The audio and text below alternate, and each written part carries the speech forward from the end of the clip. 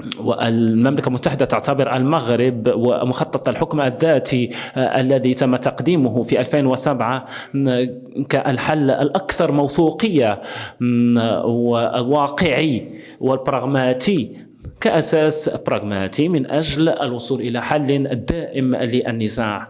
أهلا وسهلا، مرحبا بكم. أولا قبل الإجابة عن هذا السؤال المرتبط بمستجدات الساحة المغربية الخاصة بالدبلوماسية المغربية على عهد جلالة الملك محمد السادس، يأخذني بطبيعة الحال الأمر إلى إعطاء نوع من الإطار التاريخي الذي أوصل المملكة إلى هذه المستويات الكبرى، والتي يتشرف المغاربة اليوم بأن تكون المملكة المغربية هي قوة إقليمية عظمى. لا شك بطبيعة الحال وأن العالم بأسره يعرف متغيرات كثيرة جدا، وهذه المتغيرات بطبيعة الحال خلقت مقومات جديدة خاصة بالدبلوماسية على الساحة الدولية، وهذه المقومات أيضا خلقت تحالفات جديدة، وهذه التحالفات الجديدة قطعت مع كل المقومات السابقة التقليدانية التي كانت تقوم عليها الدبلوماسية السابقة. وبطبيعة الحال كما قلت خلقت تحالفات جديدة بمنطق جديد.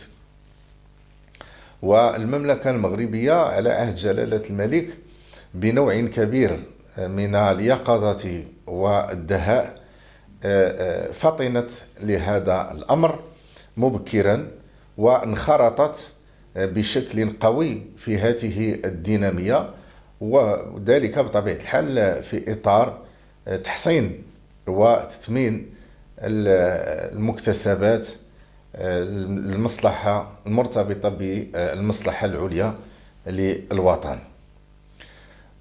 في هذا الإطار دائما المملكة المغربية ستمر عبر محطات وعبر قارات، وهو ما سيجعلها في الموقع التي هي عليه اليوم، وهي أنها أصبحت رقم صعب في المعادلة الدولية للدبلوماسية على المستوى الكوني. لا شك بطبيعة الحال وأن هذا التحول الجذري أيضا للمملكة المغربية بالانخراط في هذه الدينامية الدولية الجديدة مكنتنا من محطات كثيرة ومواضيع كثيرة جدا التي كانت فيها المملكة المغربية حاضرة بقوة، سواء كانت بؤر توتر عبر العالم أو كانت محافل دولية مرتبطة بالأمن أو السلم والاستقرار. وطبعا القضايا الدولية هي كثيرة جدا، والتي كان للمملكة المغربية دور بارز في يعني تحقيق السلم، أو على الأقل المساهمة في الدفع بتحقيق الحلول، في إيجاد الحلول وتحقيق السلم المطلوب. هنا يمكن أن نشير إلى موقف المملكة المغربية في الأمم المتحدة، والذي اعتبر صادما بالنسبة للأمم المنخرطة، وهو موقفه من روسيا الاتحادية. نتذكر في بدايات قبل بدايات الحرب بين روسيا وأوكرانيا. بطبيعة الحال المملكة المغربية كما قلنا هي انخرطت في هذه الدينامية الجديدة التي تحافظ على مصالحها العليا من خلالها. ويمكن أن نشير إلى أكبر المنجزات للدبلوماسية الملكية هو الاتفاق الثلاثي الذي وقعته المملكة بطبيعة الحال مع الولايات المتحدة الأمريكية ومع دولة إسرائيل. ويمكن هنا بطبيعة الحال أن نشير إلى أن المملكة المغربية كقوة إقليمية هي الآن صارت متنفس للقوى العظمى، وكل الدول هي تتمنى التعامل مع المملكة المغربية. وعلى الصعيد الدولي كما قلت الأمور كثيرة جدا، والذي يهمنا فيها هو موقع المملكة المغربية، سواء على مستوى العلاقات البينية الثنائية، والتي تتحقق من خلالها الكثير من المنجزات. المغرب والولايات المتحدة الأمريكية، المغرب وروسيا الاتحادية، المغرب مع الجمهورية الفرنسية، يعني على مستوى سواء الدول العظمى أو على مستوى الدول المؤثرة عالميا أو على مستوى الدول والتكتلات. وبالتالي المملكة المغربية حاضرة على الساحة الدولية بفضل دبلوماسية ملكية حكيمة ومتبصرة تأخذ بعين الاعتبار كل التوازنات الاستراتيجية والجيوستراتيجية. فيما يرتبط بمنطق الدبلوماسية الملكية، سنجد بأنها جعلت من كل المواضيع تصورا لهذه الدبلوماسية. الآن نلاحظ نحن المملكة المغربية مثلا مقبلة سنة 2030 على تنظيم المونديال، فهي منخرطة إلى جانب إسبانيا والبرتغال، بمعنى الضفتين المتوسطيتين شمالا وجنوبا، حاضرة في هذه العلاقات في إطار تكامل واضح ومستمر على مستوى هذا التكامل. إذن هي مجموعة من المحطات التي تغيرت فعليا، وأيضا هي قارات تغيرت، واللاعبون أيضا يتغيرون بشكل جذري، على اعتبار أن مقومات المرحلة قد تغيرت تغيرا جذريا بالقطع مع المقومات الكلاسيكية التقليدية. نعم، سؤال جيد طبيعة الحال. حينما نتحدث عن موقع المملكة المغربية داخل القارة الإفريقية، داخل البيت الإفريقي للمملكة، لا شك وهو أمر طبيعي أن المملكة المغربية هي تنتمي إلى الحضن الإفريقي، وهو ما كرسته الدبلوماسية الملكية بالعودة إلى هذا البيت الذي هو الاتحاد الإفريقي، بعدما تمت إعادته وتشكيل مقوماته ومؤسساته في الوقت الذي كما قلنا أن مقومات الدبلوماسية الجديدة والتحالفات الجديدة قد قطعت على المستوى الدولي مع تلك المقومات القديمة التي كانت قائمة على مجموعة من الأمور التي عفى عنها الزمن. في هذا الإطار، إذا ما حاولنا أن نجد ملخص لموقع المملكة داخل القارة الإفريقية، سنجد بطبيعة الحال على أن القارة وللأسف هي الآن لا زالت منقسمة على نفسها إلى شطرين. الشطر الأول لا زال يؤمن بالمقومات القديمة والتي تدفع نحو إنتاج بؤر التوتر وخلق الأزمات، أو على الأقل إنتاج الاضطرابات. وهناك النوع الثاني، وهو الذي تقوده المملكة المغربية، وهو الذي يدفع بقوة نحو إنتاج التنمية والازدهار للقارة الإفريقية دولا وشعوبا. ولا شك أن الفئة الغالبة والمنخرطة اليوم هي منخرطة في هذا التوجه المغربي لصدقيته ولجديته بطبيعة الحال. وعلى هذا الأساس لا يمكننا أن نقفز على مجموعة من المحطات والتي هي مرتبطة أولا بالجولة الإفريقية التي قام بها جلالة الملك عبر أكثر من 50 دولة إفريقية، والتي قدم فيها مجموعة من المشاريع التي تجاوزت 1000 بطبيعة الحال المشروع، وهي بطبيعة الحال المشاريع لا زالت مستمرة والكل ينوه بها إلى يومنا هذا. ثم ليأتي بعد ذلك لا ننسى وأننا نتحدث عن الأزمات، جائحة كوفيد والتي تدخل فيها جلالة الملك بقوة في الوقت الذي تقاعست فيه الدول العظمى عن إغاثة الأفارقة، تجندت المملكة المغربية عبر دبلوماسية في دينامية قوية بإرسال المساعدات الخاصة بجائحة كوفيد، والطيران لم يتوقف، بحيث أن الخطوط الملكية المغربية لم تتوقف إبان جائحة كوفيد لكي تستفيد العديد من الدول، واستفادت بطبيعة الحال أتذكر أكثر من 15 دولة إفريقية التي كانت في أمس الحاجة إلى الحقن وإلى هذا الدعم إلى آخره. وبالتالي المملكة المغربية بصمت على منطق القوة الإقليمية الجديدة الكبرى في الساحة الإفريقية، ليس بمنطق العتاد العسكري والترسانة العسكرية، ولكن بمنطق المساهمة في التنمية، المساهمة في تنمية البشر الإفريقي من خلال صحة جيدة، تعليم جيد، وشغل يضمن الكرامة. كما لا ينبغي أن ننسى أو نتناسى على أن المملكة المغربية بجرأة دبلوماسية غير معتادة اقتحمت بعض الأسوار التي كان من المستحيل أن يسمع عنها قبل هذا التحول في المقومات التحالفات الجديدة. ولاحظنا بأن جلالة الملك قد ذهب أبعد في هذه الدبلوماسية إلى درجة أنه ذهب إلى بعض الدول التي كانت تعترف بالكيان الوهمي، وبطبيعة الحال من خلال هذه الزيارات غيرت من مواقفها التي كانت مبنية على أسس واهية.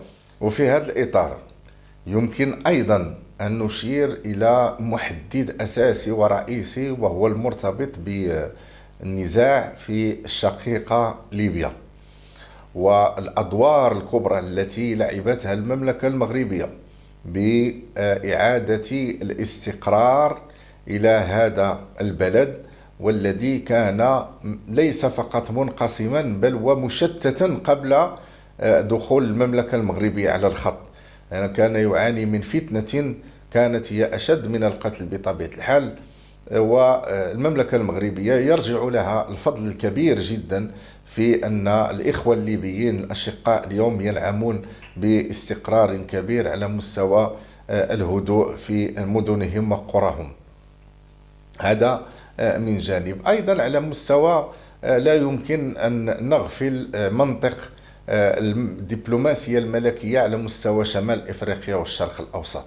وحينما نتحدث عن الشرق الأوسط نتحدث عن القضية الفلسطينية وعن العلاقات التي تنعم بها المملكة في سبيل تحقيق الرفاه للفلسطينيين، سواء في حالة الحرب أو خارج الحرب.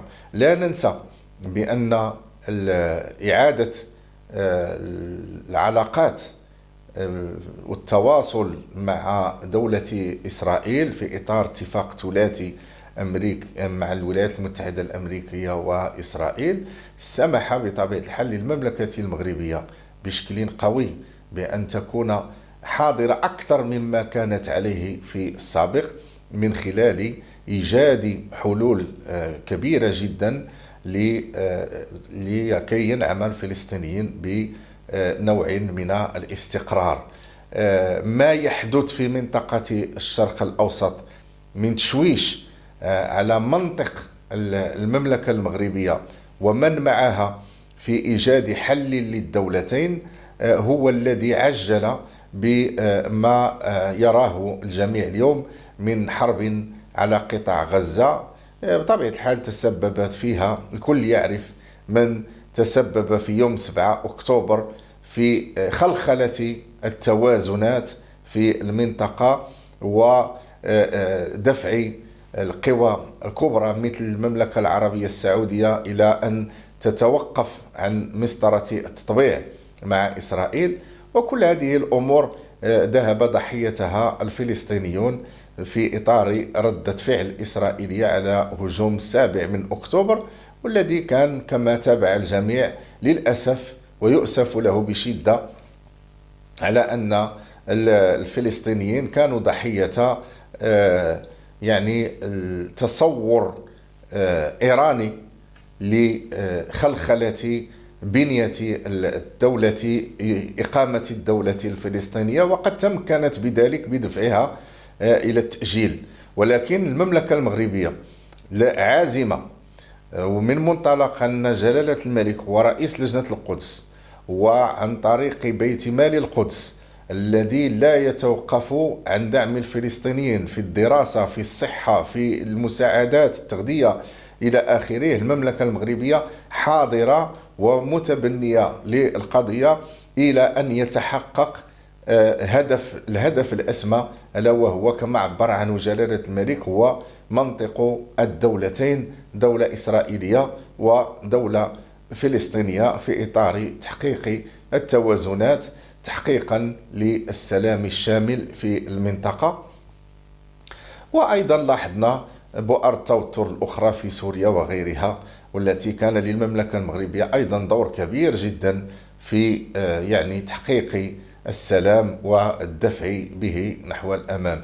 الذي يهمنا بشكل كبير اليوم يجب أن نوضح على أن المملكة المغربية هي تعتبر دائما على مستوى المحيط هي متنفس للخليج، وتتصارع عليها القوى الإقليمية المتواجدة في الخليج كما تتصارع عليها القوى العظمى. هي ممر جيوستراتيجي كبير جدا يحقق وتتحقق من خلال التراب المملكة المغربية الأهداف الجيوستراتيجية الدولية. ولهذا هذا ما يجرنا إلى أن نتحدث عن دور جلالة الملك في خلق تصور جديد على مستوى الساحل جنوب الصحراء، بأن خلق فكرة مشروع الأطلسي. وهذا المشروع الأطلسي بطبيعة الحال لكي يجعل من منطقة الساحل التي كانت بؤرة توتر وتتواجد فيها وتفرخ فيها الخلايا الإرهابية أن تعود إلى حالها الطبيعي، وأن تجد هذه الدول مستقرا عبر كل ترابها. ونذكر هنا بطبيعة الحال دولة مالي، دولة بوركينا فاسو، تشاد، النيجير، وأيضا موريتانيا. ولا يمكن أن نغفل بطبيعة الحال كيف أن جلالة الملك دافع عن هذه الفكرة إلى أن اليوم تبنتها هذه الدول، وهي منخرطة بشكل جدي في هذا الاتجاه، بالرغم من تشويش الاتجاه الآخر الذي تحدثنا عنه قبل قليل، والذي يحاول تكسير كل عملية تهدف إلى التنمية وإلى ازدهار الشعوب الإفريقية، ويحاول خلق من هذه المنطقة بؤرة للتوتر.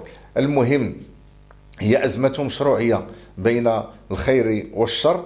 المملكة المغربية تتبنى منطق الخير ليستقوي على منطق الشر، وهذا الآن ما تجنيه الدول الإفريقية على مستوى هذه القارة بشكل كبير. لم نتحدث عن أنبوب الغاز الذي سيستخدم من نيجيريا ليمر إلى أوروبا عبر المملكة المغربية، وقبل ذلك عبر مجموعة من الدول الإفريقية لتستفيد من الغاز الطبيعي وتستفيد بطبيعة الحال من الطاقة. ونحن نعلم بأن العالم يعيش أزمة طاقة، ولاحظنا كيف أن الحرب الروسية الأوكرانية أثرت بشكل قوي جدا على الطاقة، لدرجة أن لاحظنا من بين الأمور التي هي مستملحات أن بعض التعليمات التي تعطى للمواطنين في أوروبا وأن يستعملوا الخشب في البيت للاستحمام. وهذه بطبيعة الحال تبين إلى أي درجة وصلت الأزمة، أزمة الغاز الطبيعي وأزمة الطاقة بصورة عامة على مستوى العالم. شعبي العزيز، إن المرحلة التي تمر منها قضية وحدتنا الترابية تتطلب استمرار تضافر جهود الجميع، ونود الإشادة هنا على وجه الخصوص بروح الوطنية التي يتحلى بها المغاربة المقيمون بالخارج، وبالتزامهم بالدفاع عن مقدسات الوطن والمساهمة في تنميته.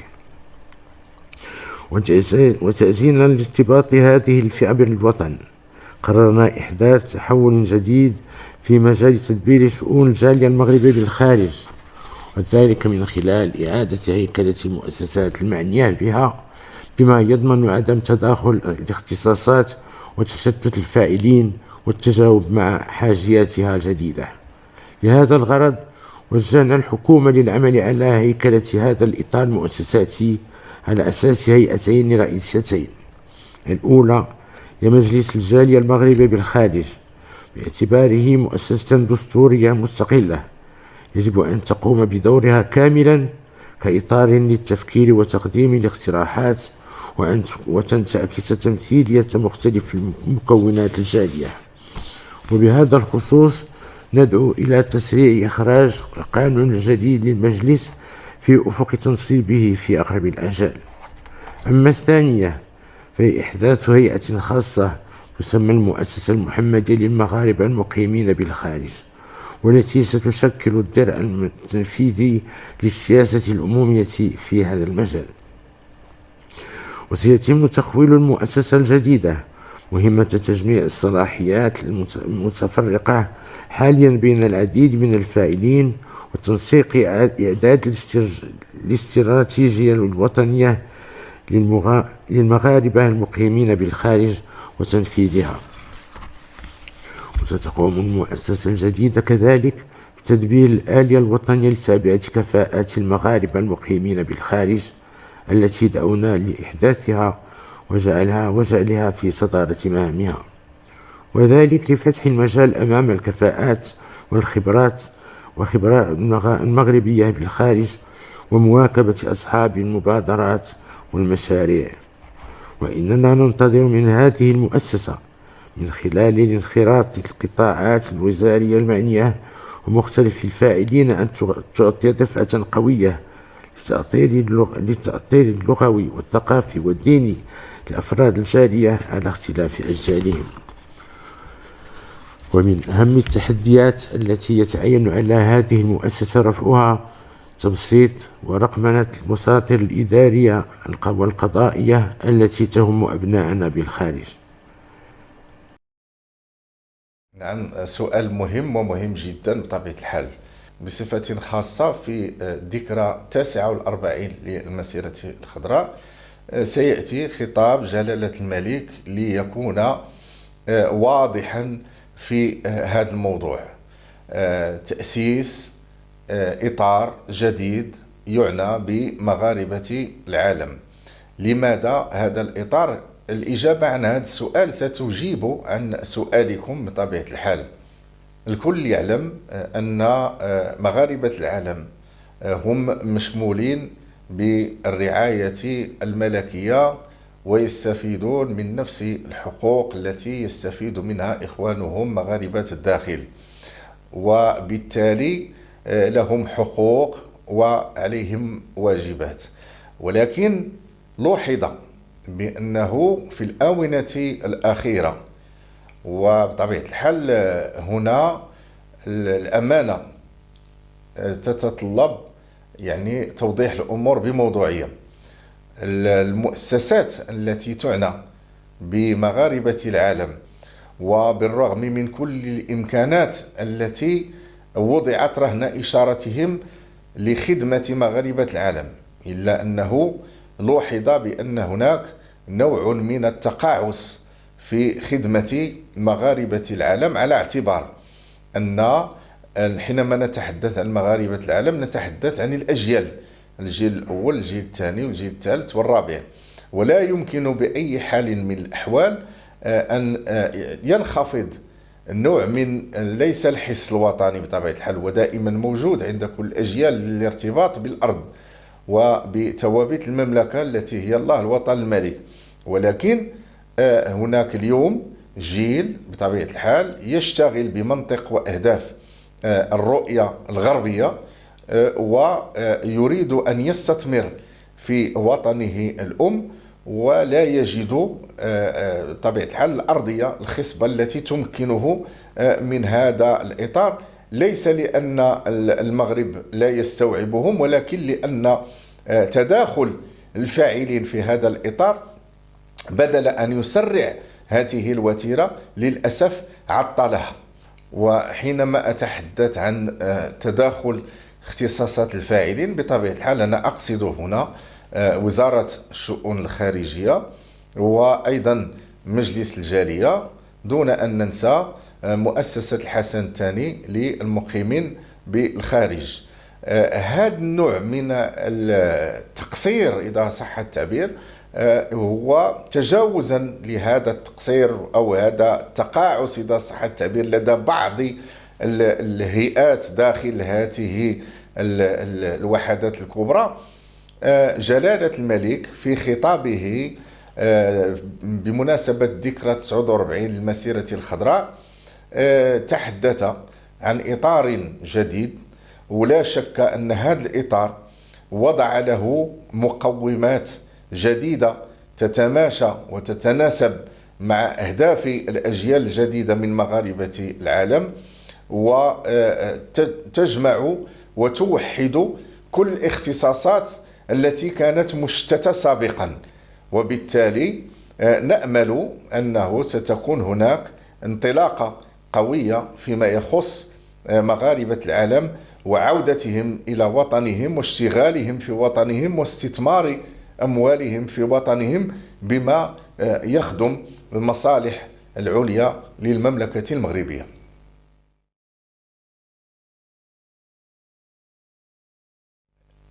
نعم، هناك انعكاسات قوية للدبلوماسية الملكية على ملف وحدتنا الترابية، وهو الملف الذي يعتبر خطا أحمرا بالنسبة لكل المواطنات والمواطنين المغاربة الشرفاء، على اعتبار أن المغاربة قد أعطوا في سبيل استعادة الصحراء المغربية إلى أحضان التراب الوطني الغالي والنفيس.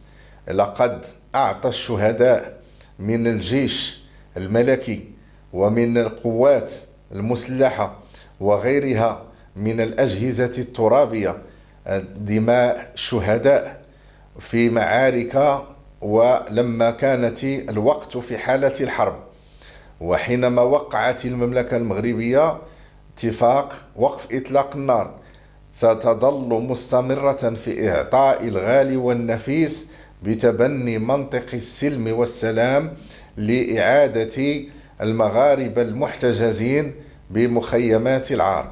ومنذ ذلك الوقت أي منذ سنة 1991 والمملكة المغربية مستمرة في نهجها إلى أن جاء عهد جلالة الملك محمد السادس الذي سيعطي دينامية وزخما جديدا قويا للدبلوماسية في هذا الاتجاه، لتنقلب الأمور رأسا على عقب إلى أن وصلنا إلى ما وصلنا إليه اليوم كل الدول العظمى والكبرى من الولايات المتحدة الأمريكية والجمهورية الفرنسية، وهما العضوان الدائمان بمجلس الأمن، يعترفان رسميا بمغربية الصحراء ولا يرون غير الحكم الذاتي إلا الإطار الأوحد للتفاهم حوله.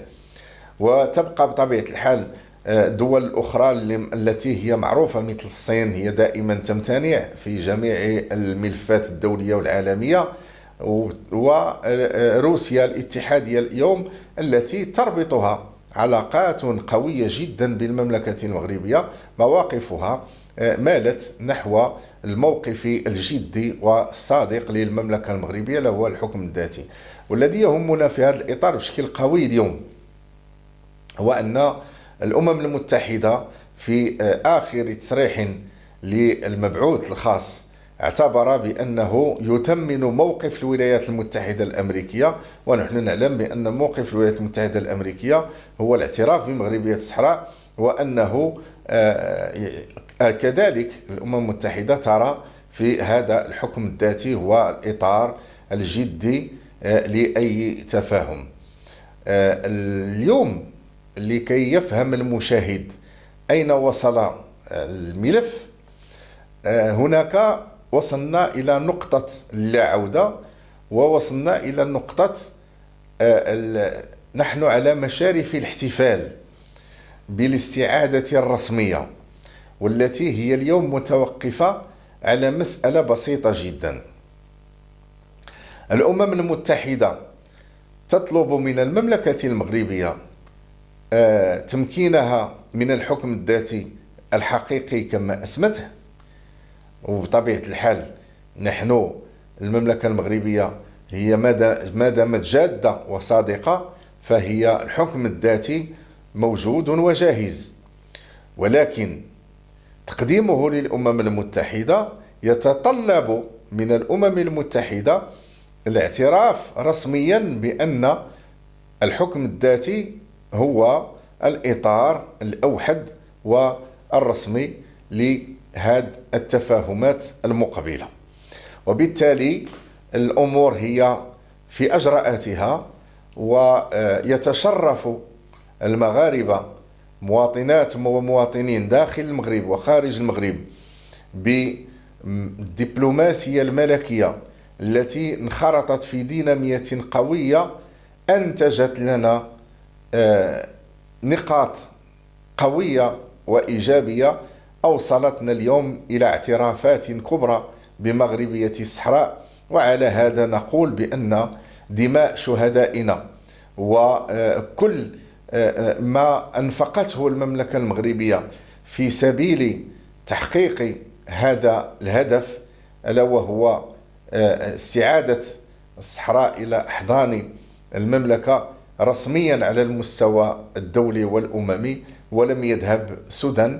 فالمغاربة اليوم يفتخرون بما قام به جلالة الملك، ولا ننسى بأن اليوم هذه الاعترافات تفتح أبوابا كبيرة جدا على مستوى الاستثمارات وعلى مستوى ربط القارة الإفريقية بالقارات الأخرى، خاصة بالدول الغربية، ونذكر على رأسها هنا الولايات المتحدة الأمريكية وباقي الدول الأوروبية. نحن اليوم على عهد جلالة الملك في دبلوماسية بدينامية بمقومات جديدة قطعت مع المقومات السابقة. نحن على الطريق الصحيح. المملكة المغربية لم تعد تلك الدولة العادية، بل المملكة المغربية هي اليوم قوة إقليمية عظمى.